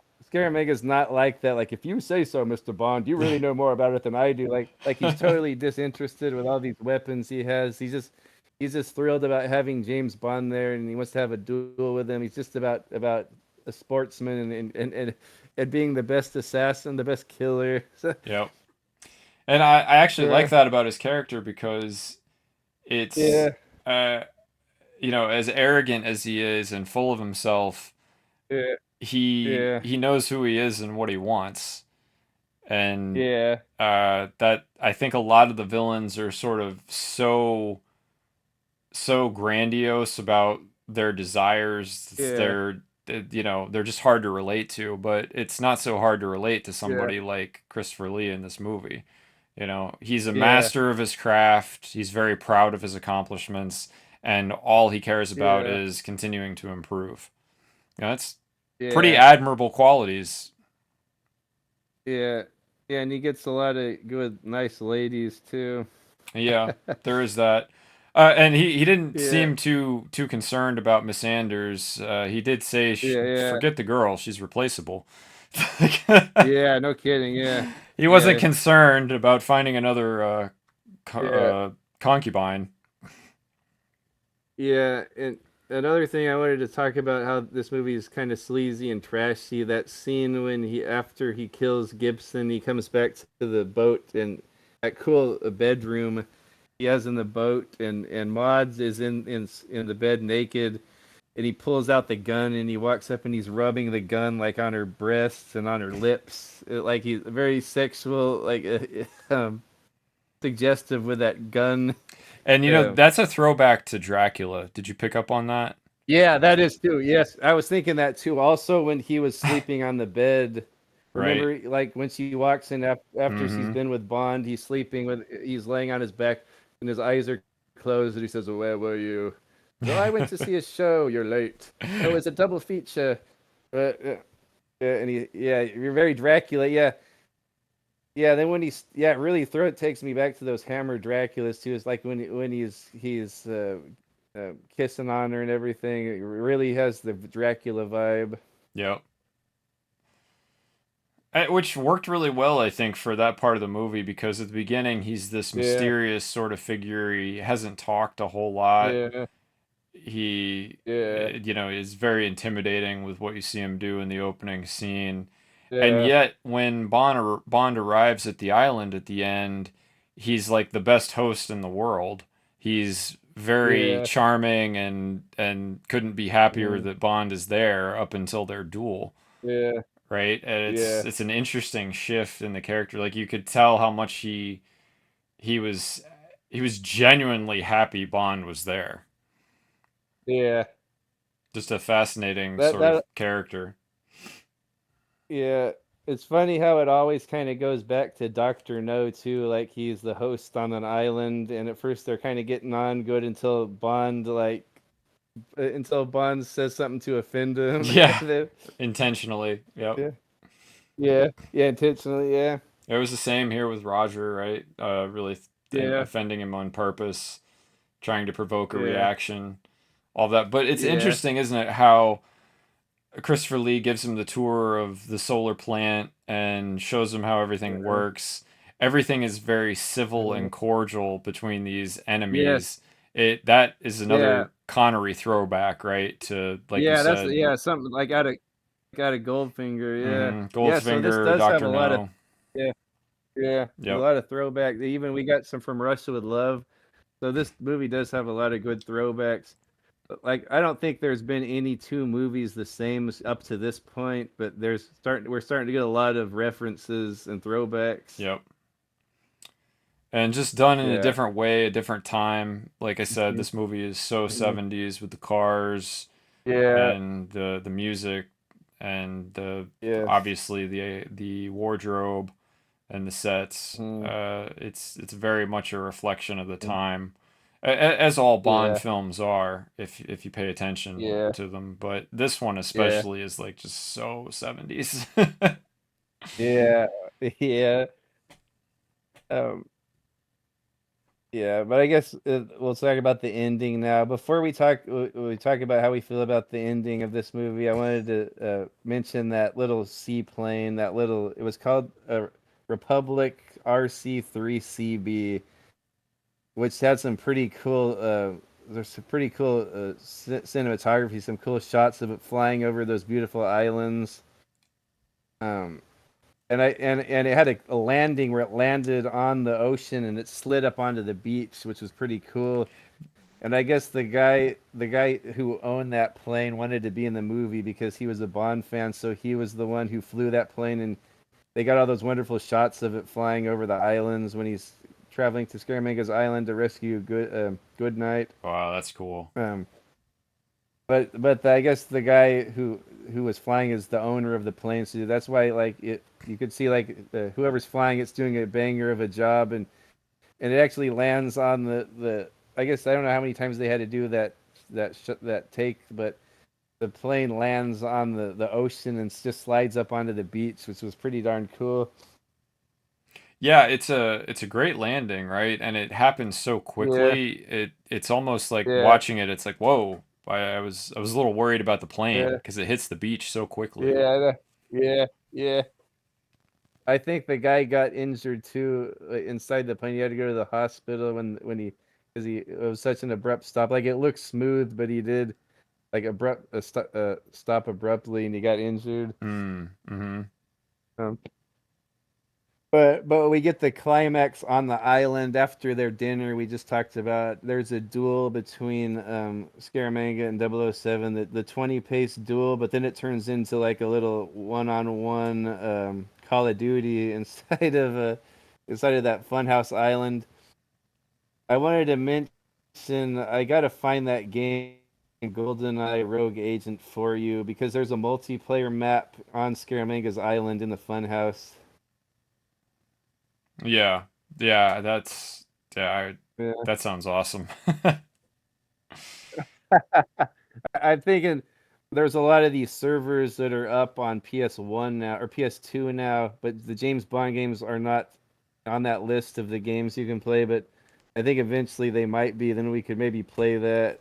Oh, that would be so fun. Yeah, This is the same thing with yeah. GoldenEye on the Switch. you can play multiplayer Yeah. online, I think, and that would be fun too. Oh, yeah, that's right. Yeah, yeah, Yeah. yeah. Use And golden also when you guns, yeah, golden gun mode, right? yeah. Yeah, that's another thing. This movie always has been incorporated like into to popular culture, like among Bond video games and movies, or Right. The ever golden since. Like gun, you always see this, you can play as the golden Knick-Knack. gun always knick-knack. Yeah, the golden gun always shows up. And like I said in that game, GoldenEye Rogue Agent, that one of the multiplayer maps is Scaramanga's Funhouse, and Christopher Lee is in the game and he voices Scaramanga. He reprises Oh, his role. nice. That's awesome. Kind, yeah, kind of out of, kind of breaks continuity. Whereas in the movie, he was not a tech guy. He didn't know about tech, but he's kind of like your Q in the game because you're a bad guy, Oh, interesting. and he's kind of like the guy that he supplies you with your gadgets. Francisco Scaramanga. That's Yeah, interesting. Did you like the game? yeah. I liked it. Not as much as a Bond game. I mean, it's a fun first-person shooter. It has a lot to do with. It has a lot to do with like dual wielding, like finding your favorite two pistols, have one in one hand, one in the other, and you can mix and match them. I think Nice. it's a fun game, and you can grab the enemies and use them as shields. Oh, that's pretty cool. I liked it. And it has a lot of references too. Like I said, Pussy Galore is in it. Odd Job, Goldfinger, Doctor No. They're all part of the story. Scaramanga. Yeah. Oh, Zinnia Onatop's in it. Mm-hmm. Nice. Yeah. I'll have to play it. Yeah. But getting back, yeah. Uh, yeah, I thought I would mention that before we finish. But getting back to the ending, we have this showdown inside the funhouse. It's kind of the beginning foreshadowed it between the hitman and Scaramanga. It's almost a lot of the same, like almost shot for shot the same, or scene by scene the same as the beginning. Only this time it's Bond versus Scaramanga, and I really like the Bond's resourcefulness, how he ends up killing. And this is probably my favorite kill in the entire series of a boss, because when I first saw it, like it was just so unexpected. But of course, like, oh yeah, of course that he should have. Yeah, it just makes sense that he would disguise himself as the wax statue and kill Scaramanga. And I love the music too. It's like the music's like about to climax, just like it did at the beginning. It's almost like the same track. I just love this ending. What about you? Oh yeah. Yeah, I love the ending too. The fight with I mean, the fight with Yeah, the Scaramanga going yeah, into the fight with Knick-Knack, all of Goodnight's bits yeah, are hilarious. yeah, And yeah, yeah, it ends quickly, but it's a great climax, I think, to the yeah, movie. And it's yeah, nice that Bond and Goodnight finally get together at the end, right? yeah. Yeah, they get cock blocked one more time by Nick Nack, but Right? he shoves them in the suitcase, You and could then they get it on. She is just coming, sir. Good night. Put good night on the phone. And he once again, we end up with Bond. Yeah, go ahead. you could tell how angry Bond was at Knick-Knack. Yeah, Tying him up and putting shut him on up. the mast, you know? Yeah. Yeah. You won't let me out of here, you big bully. Shut up. And he lets Goodnight believe that he killed him. Yeah. What'd you do with him? What do you think? Oh, James, you didn't. I damn well did.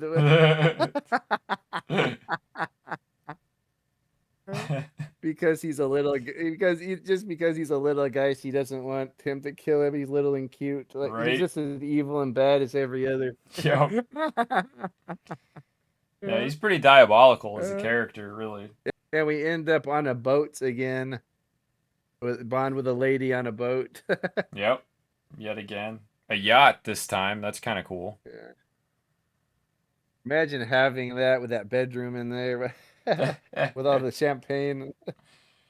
Those champagne bottles were obviously empty, Uh, you know, because they was chucking them at him and no yeah, liquid came out as he's breaking them, right? yeah, So, but it was Yeah. funny nonetheless. Yeah. Yeah. What a mess, though. I was always that like one of those scenes that's hard to watch. Like, oh, like they're about to get it on, and now there's all that glass all over the bed. Like, oh my god. Right.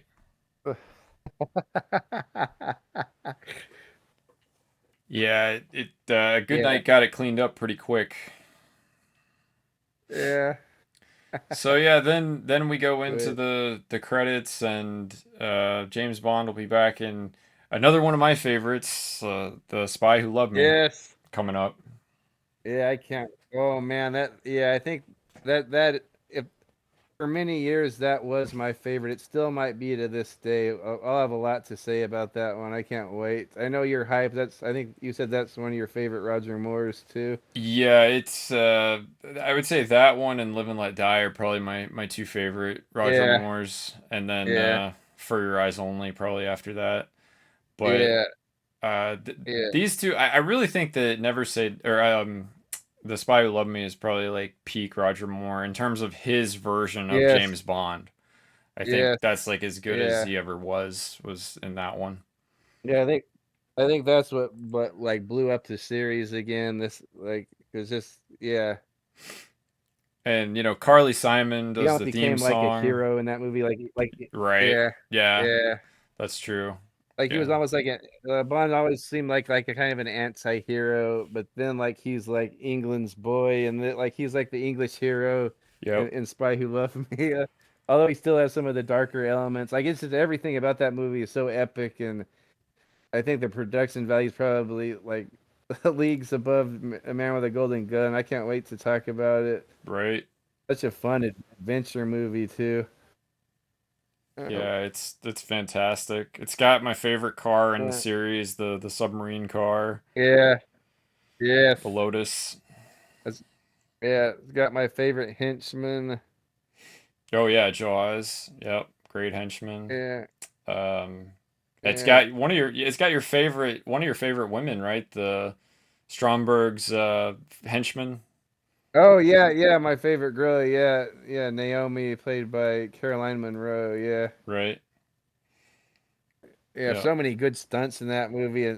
So over the top. All the submarine stuff and the helicopter stuff and the battling on the tanker and the underwater city. And oh, it's so awesome. And the pyramids are in it. They go to Egypt, Pyramids. Yeah, yeah, which yeah. of course inspired one of the bonus levels in the GoldenEye video game. Oh, I love it. Yeah. But before we get to that one next week, do you have any final thoughts on The Man with the Golden Gun? And has your opinion changed of changed at all when it comes to The Man with the Golden Gun? I don't think so, beyond just with this viewing realizing like, wow, this was really the most lowbrow film in the series probably. Yeah, And yeah, but I could still appreciate that. It was so iconic. yeah, Again, I think Christopher Lee tied it all together. I don't think the movie would have worked without yeah. him. And Uh, yeah, I mean, I still enjoyed it a great deal. So, but I think it's a film that you really need to be a Bond fan to fully appreciate it.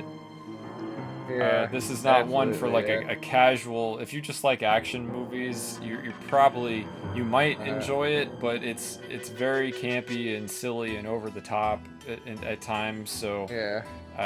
you probably won't appreciate it as much unless you're a big Bond fan. Right. No, I agree.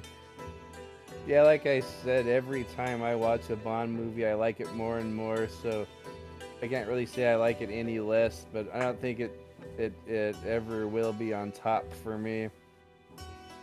It won't. And It won't be on a top for you. yeah, It might be bottoms up, yeah, but on not the on a top. yeah, well, perfect. Yeah, exactly. Yeah, there's just so much to like about it. The trashiness, the villain, the locations, some of the side characters like Kip and JW and the women. There's so much to like about it, but yes, I don't think it's quite up there with Live and Let Die for me. Would we say Especially that? the next one. Will we say that this is like the peak James Bond B film? Like late night. This is like peak late night Bond film. If it's, you know, 1 in the morning and you can't sleep and you just find it on TV, like you're gonna enjoy it, right? Like it's. You know what? And I don't know how many times in my life I like stayed home sick from school and watched this movie, or I called off of work and watched this movie. It's one of those type of movies. Absolutely. So I guess we'll wrap it up. I guess anyone made it through this, let us know what you think about The Man with the Golden Gun. And always up to hear more comments. Tell us who your favorite Bond is, what your favorite Bond movie is. We'd like to hear more about Man with the Golden Gun. So let us know what you think about it. Is it kind of the campy Bond movie that's kind of lower tier, or is it your favorite one because of the weapon and because of Christopher Lee? Or tell us what you think about The Man with the Golden Gun. Anything else you have, Wubs? You expect me to talk more? No, Mr. Bond, I expect you to die. Well done, boys. Another successful mission. Thank you for listening. If you enjoyed this debriefing, please like and share it with your friends. Do you expect me to talk? No, Mr. Bond, I expect you to die.